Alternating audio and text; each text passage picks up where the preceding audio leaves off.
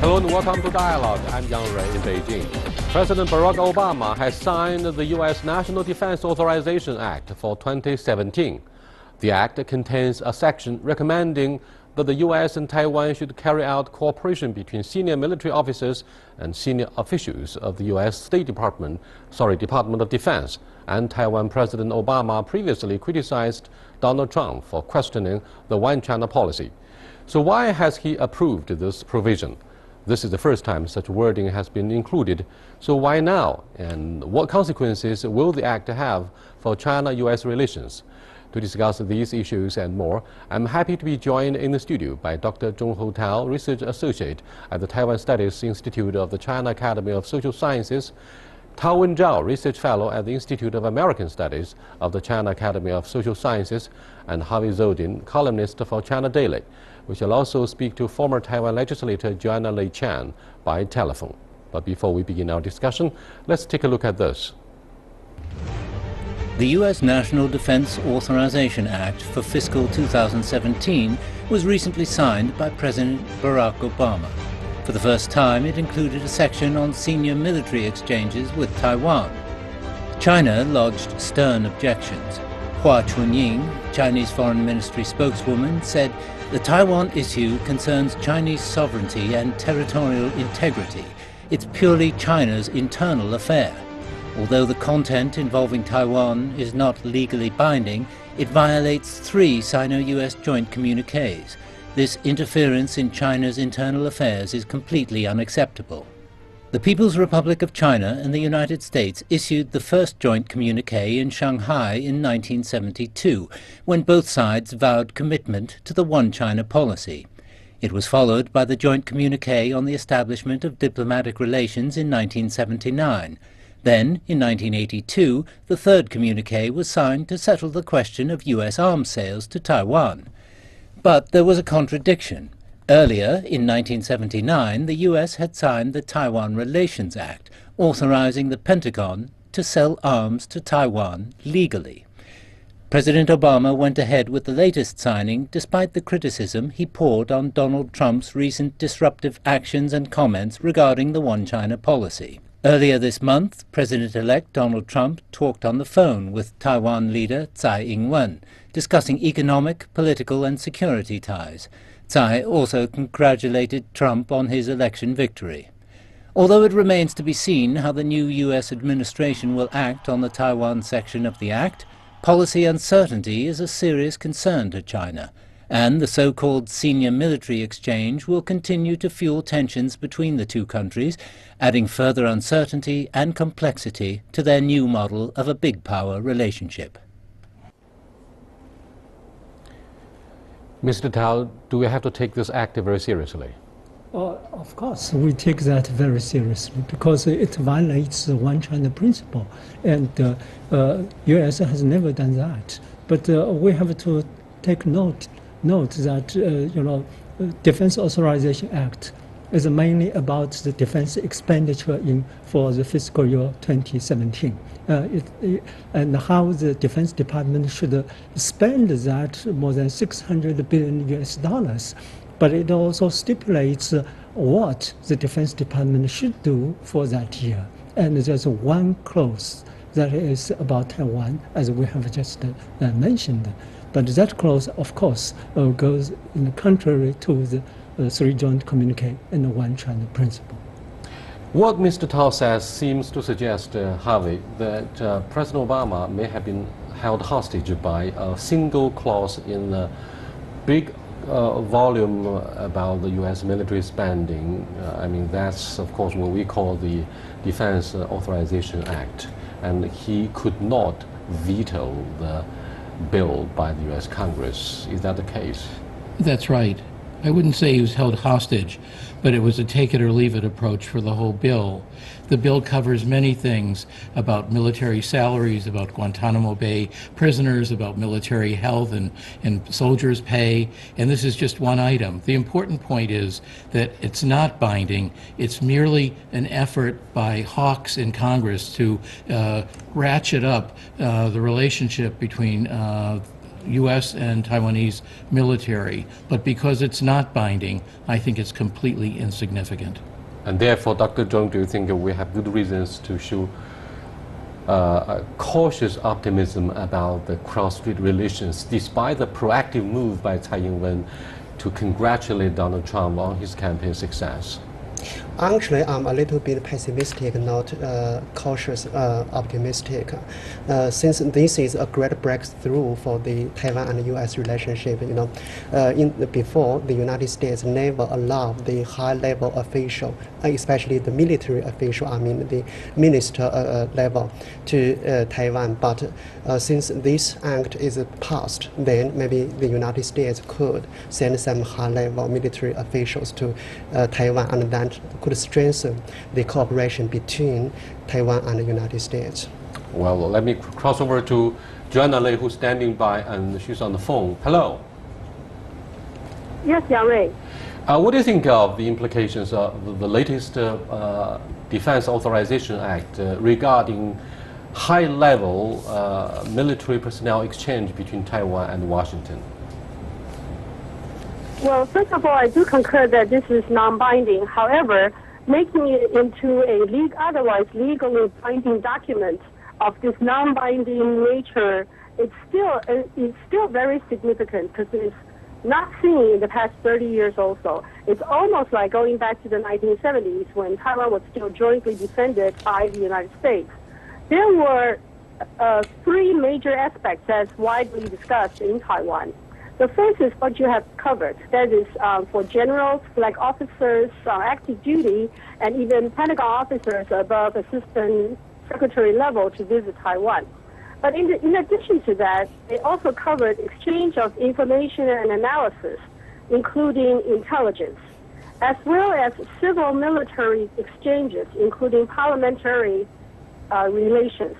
All three are quite significant and actually are unheard of since the establishment of diplomatic ties between U.S. and PRC and the corresponding severance of diplomatic ties with Taiwan. So these are quite significant moves, at least as a gesture. They are very clear gesture. Both Dr. Zhong and Joanna said the Defense Authorization Act is very serious in nature, and it does mean a major breakthrough in the security relationship between Taipei and Washington. But Barack Obama, the outgoing president, criticized Donald Trump for his recent disruptive actions and comments regarding the one-China policy. Mr. Tao, why would he now sign a bill that seems to cause a further disruption?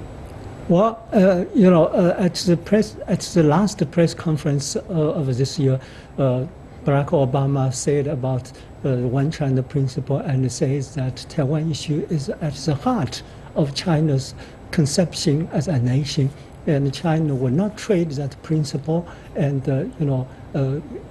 and you should take that very seriously. I think that means Barack Obama has some kind of realization of the importance and sensitivity of One China principle. But as we have just discussed, that is the Defense Authorization Act is a very thick volume, and this time it was passed by the Congress by overwhelming majority. So if the president vetoed that, then the Congress could easily override his veto. So he did not veto that. So Harvey, what does the overwhelming majority mean for President Obama to sign the bill? Again, let me go back to what I said earlier in my question to you. Has the president been held hostage by majority of the lawmakers who somehow demonstrate their sentiments about the alleged assertiveness of the Chinese military in the South China Sea? What do you think? I think he basically gave up knowing that Trump's going to come in, and Trump will do many things that are much worse than this in bilateral and multilateral and world relations. So I think he didn't even mention this as one of the things he objected to when he signed this bill. He mentioned a number of other things that involved expenditures. He did not mention this. I think he didn't mention it because I disagree with Joanna in Taiwan and my colleagues here, because it's not binding. It's like the bill is like a Christmas tree. It has so many ornaments put on it. This is one little ornament that has no force or effect at all. I just want to add one point why President Obama signed this bill. One point is he is trying to rebuild his image on Taiwan issue. You know, in the past, Barack Obama was criticized that he was not tough enough towards Chinese mainland. He was not supportive of Taiwan. By signing this bill, then he could rebuild his image. That is, he is indeed quite supportive of Taiwan. He is quite tough towards Chinese mainland. Joanna, what do you think of Dr. Zhong's comments? His point on the image building to be tough to mainland through signing the bill. Joanna? Well, certainly I understand that a lot will depend on what Trump would do after he formally takes office, because after all, this is an outgoing president. And what I was trying to say is the things covered in this non-binding clause, because it's written as sense of Congress, it's still very untraditional, quite significant compared to all other previous communication between Taiwan and the United States. During those, Taiwan was not given any leeway or any room to maneuvers of this nature. However, I do believe that if Taiwan considers this as a pledge to support Taiwan, that will be very dangerous, because at one point, Tsai Ing-wen's Ministry of Defense actually openly thanked the United States for fully shows the U.S. concern and support for Taiwan's defense safety. And if Taiwan considered this as a full support, then it could err in miscalculating the nature and the reason of such clause, making it into a legally binding document. Specifically, if Taiwan continues to be used as a bargaining chip or a lever between U.S. and China, PRC, then either party wanting to exert pressure onto the other party will have Taiwan as the receiving end. And that will be the worst disaster for the people in Taiwan, as well as for the peace and stability across Taiwan Straits. Thank you very much. Taiwan should not miscalculate or misunderstand it. Thank you very much, Joanna, for being with us, and thank you for your insightful comments. Now, Mr. Tao, almost at the same time, the Central Military Commission of the PRC sent our first aircraft carrier fleet to the West Pacific Ocean to undertake a war game. Do you therefore foresee war clouds gathering over the Pacific Ocean as a result of Donald Trump's unpredictability, particularly his telephone gate and his taking Taiwan as a bargaining chip in milking the mainland for the business transactions? Or the telephone call between Tsai Ing-wen and Donald Trump, and Trump's remark about the United States or he as a president may not be bound by three joint communique by one China principle, certainly is a very, very bad development. But I don't think the Chinese military exercise has have such a direct link with that. At the end, our army, aircraft army, and also our Air Force army are all doing exercises here or there. This is a kind of, But Dr. Zhong, do you think our war game is a powerful symbol and message? It's a loaded message deliberately sent to lawmakers in the U.S. Congress, and particularly DPP in Taiwan, that we are ready. And this is our principle. This is our red line. You should not cross. If you still refuse to accept the one China principle, and that is being exploited by Donald Trump, here is our answer. Here is the military exercise. Because this aircraft carrier fleet passed, got very close to eastern Taiwan. This is very dangerous for the Taiwanese side. I totally agree with you. I think that is a very clear warning signal for both Taiwan and the United States. That is, Taiwan is a part of China. The United States should not violate one China principle. If the United States and Taiwan break one China principle, then maybe the Chinese mainland would take some action, take some measure to safeguard the Chinese mainland, to safeguard China's sovereignty. Thank you very much. Does it mean that the United States and the upcoming administration and Donald Trump will underestimate the determination and political will of the mainland authorities to safeguard the one China principle? We'll come back to examine this. Please stay tuned.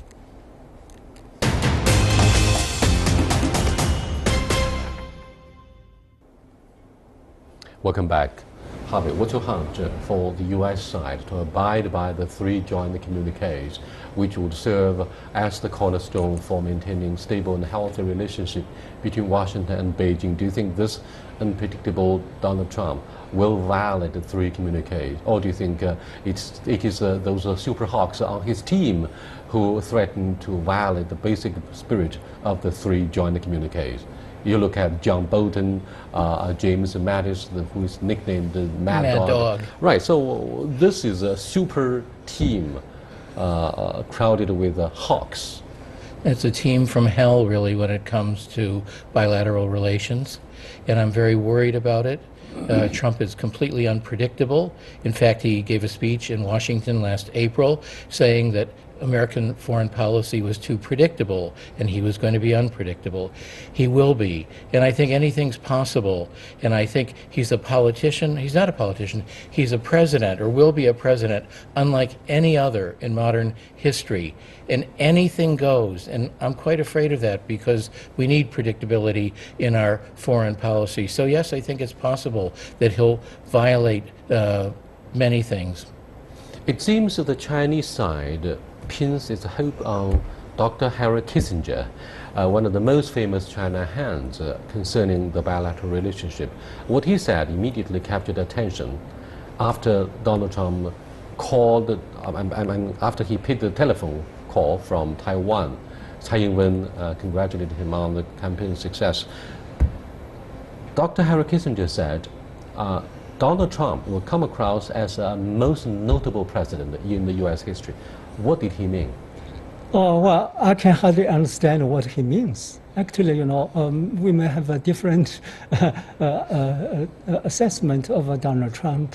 And I personally think Donald Trump got that president because of two reasons. One is widespread populism in the United States, that extreme nationalism. The other is the division of the United States. Donald Trump will be the president of divided states of America, not the United States of America. If we go back to your earlier question, I agree with Javier, but I can add something. Those people who are assisting Donald Trump in Asian policy, in Taiwan policy, really worry us. In the Republican platform this year, one China policy was not mentioned. Three joint communique was not mentioned. But Taiwan Relations Act was mentioned, and 6 assurances made by President Reagan to Taiwan authority were mentioned. And it is said the Taiwan issue has to be solved by peaceful means and acceptable to the people from Taiwan. If China violates this principle, then the United States is going to defend Taiwan. So I think this is very bad. Has never before the 6 assurance was mentioned in the Republican platform, not to say Democratic platform. And this actually was written by those people. Steve Yates, he has just visited Taiwan, and we know him personally. He was Deputy National Security Advisor to Dick Cheney under President George W. Bush, and those people, Dan Brumantle from American Enterprise Institute and Randy Shriver from Armitage International. Those people actually were marginalized even during the second half of the first George W. Bush term. And of course, they were marginalized during Obama administration. And now they have got their president. So this is a time for them to assert themselves. So I think those people who are assisting Donald Trump in Asian policymaking, in Taiwan policymaking, really worry us. And do you think these hawks, as mentioned by Mr. Tao Wen-chao, will make a sea difference from the previous U.S. administrations, creating a lot more tensions and may lead to direct head-on confrontation between the two militaries, Harvey? Unfortunately, yes. I mean, take somebody like General Mad Dog Mattis. He's basically said that the war with Iraq was a training ground for a possible future war with China and with DPRK. He said that Germany cut its teeth on the Spanish Civil War, and he and America cut its teeth in the Iraq War. So I think this is pretty ominous. And you take it from there, it's a parade of horribles. And I hope we make it through the next 4 years. I think it's that bad. Of appointing Peter Navarro as head of the Trade Council, who filmed, a documentary about death by China? I mean, this is pretty sensational. Exaggeration. Really bad. During the campaign, we often tend to think, oh, that's just the campaign rhetoric. He may not implement that into the reality. But after Trump won the presidency, he very carefully picked people for his cabinet, for his government, and even those people like Bannon, like Peter Navarro you mentioned, he cannot include them into the cabinet, and he established a special organization, special organ for Peter Navarro. That's National Trade Council. We have never seen that in the U.S. government, but now Peter Navarro will be the chairman of that council, and we smelled the trade war between United States and China. But the trade war means suicide. There's going to be no winners in the trade war, as like in many other major confrontations, military or economic alike. Harvey, what do you think of their readiness? Are Donald Trump and his team really ready to pick a fight with China? Because we cannot go back to what happened during the Cold War between the two former arch rivals, the United States and the Soviet Union, can't we? That means ideologically the world is so divided. It means there are people exchanges like what we have across the Pacific Ocean today. People in their thousands are crisscrossing the Pacific Ocean, unlike the former Soviet Union. But Donald Trump seems to be going back to the Cold War. I think going back before the Cold War, actually. They see a world in which America was an industrial powerhouse, which it's not anymore. They want to restore that. They see a world that's much different than today. But is this a bluff? Is this just a bluff, or this is a real policy option? I think it's a real policy option, and I think they're going to exercise it. What's going to be very interesting, for example, as a what if China pulled its $1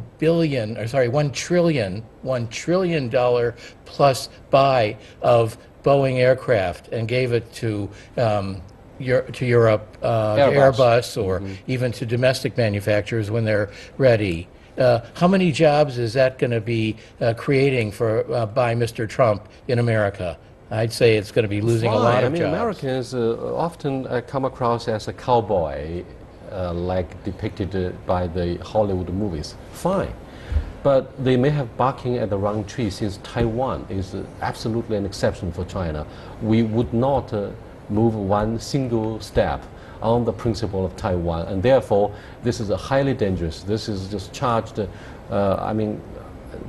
it's just a war game. It's just so dangerous. Don't you think so? Exactly. And the Chinese leaders have said that, have announced that once and again, that China is ready to defend our territorial integrity and sovereignty at any cost. Wen Jiabao said that before his visit to the United States in December 2023. During the Bush administration, and other leaders also said that again and again. And I think President Obama realizes, understands that.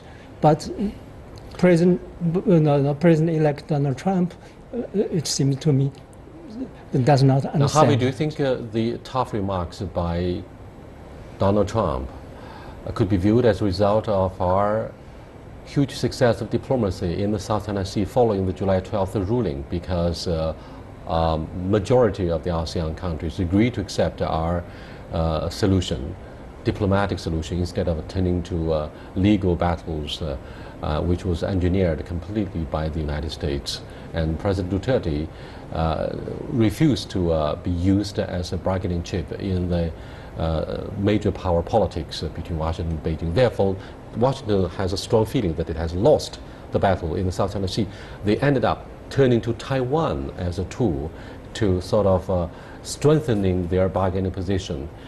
And therefore, with the ongoing BIT negotiations, do you think China is likely to make some quiet concessions? After all, we have to take Donald Trump as a businessman. He wants to, to have more investment. Yeah, he wants to bargain. But I think that this issue of Taiwan was already set in stone before the South China Sea Tribunal ruling, because in the Republican platform, as we've discussed, the Republican National Committee glorified Taiwan and excoriated China, and that was back before the ruling. So I think this was in place. No, I think it's Trump wanting to play hardball, devil be damned, and has chosen China as the big target, and will go after it. And I think to his detriment, to America's detriment, to the world's detriment. And I'm very worried about it.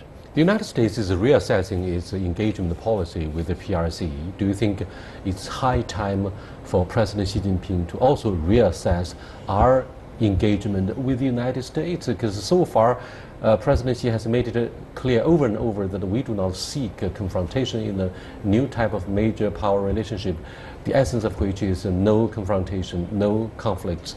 But since the United States looks so bellicose, so militant, so aggressive, then we have no margin for maneuvers diplomatically.